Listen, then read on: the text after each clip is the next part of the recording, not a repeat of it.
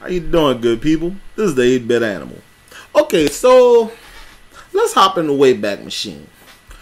We're gonna go back to somewhere in the 90s. How about we stop with the PS1? Alright, that's a good place to stop because the game we're talking about today is a PS1 title. We're specifically going to discuss a Squaresoft title. This was before the Square Enix merger. This title was actually uncharacteristic of what we know today as Square. But back in those days, you know, Square in the 8-bit days were known for Rad Racer, and you know, Square was known for, you know, a number of really good titles. Most notably Rad Racer, which was a racing title, hence the name. But as we kind of drifted through the 16-bit console generation, they primarily did stuff on the SNES in America, and they primarily released stuff like they primarily released Final Fantasy titles and Secret of Evermore, Secret of Mana, the Chrono Trigger. You know, so they released a lot of RPGs. They were primarily an RPG publisher at that point. So when the 32/64-bit console generation hit, and word got out that Square was not going to be an exclusive licensee for Nintendo, and instead would be making titles for the PlayStation, for the Sony Playstation, you know, fans started chomping at the bit.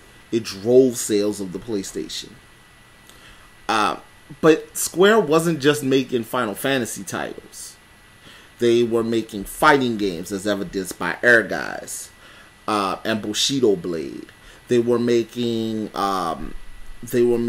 strategy titles, as evidenced by the amazing Final Fantasy Tactics, and as evidenced by the game that I'm going to talk about now.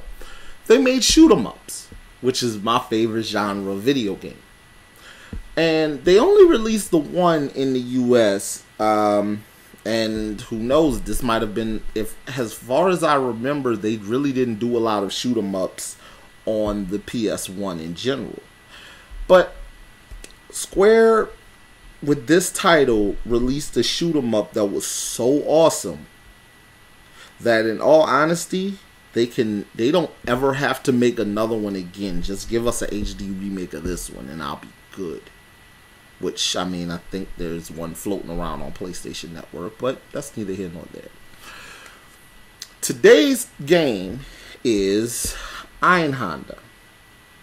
Now, Einhander, it literally translates to one-handed or single-handed. And that, I'll talk about why the game is named that in a moment. But this title is your standard shoot 'em up. Basically, the story is a run-of-the-mill shoot 'em up storyline.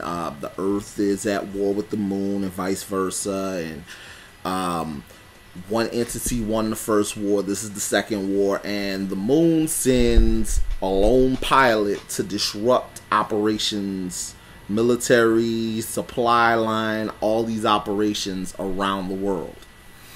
And that ship had this unique functionality where it had an arm on it, and that arm could be used to snatch weapon components from enemy craft and adopt them as its own.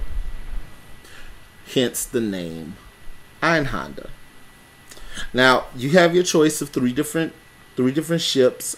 Each one could hold a different number of sidearms, and those sidearms vary from the very short range Riot, which was like a shotgun essentially, to a grenade launcher, to a missile launcher called the Wasp, a standard Vulcan machine gun, a cannon that had limited amounts of ammo but incredible stopping power, a spread shot, several different weapons types, and several different levels. The environments were dark, but it was strange because they were dark, but they were colorful. The action it gradually got more and more difficult as the game would proceed and progress.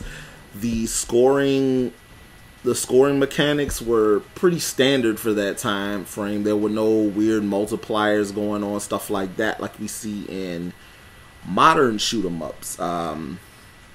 But this game has enough meat and enough under its hood that you really feel invested while you're playing it, and that challenge offers up loads of replay value. So you should definitely check out Einhander if you're a fan of shoot 'em ups.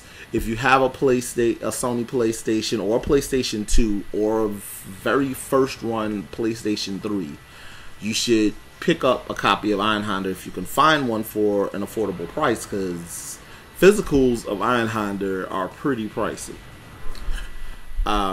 You can also, if you have a PlayStation 3, you can pick this title up via PlayStation Network. And I definitely recommend it. It's an awesome shoot 'em up, and by and large, it's one of my favorite shoot 'em ups to come out in the 90s, and there were a lot of good ones to come out in the 90s. This has been the 8-Bit Animal. As you can see, the shirts are here. Thank you to everyone who bought one, and I will catch you beautiful people next time.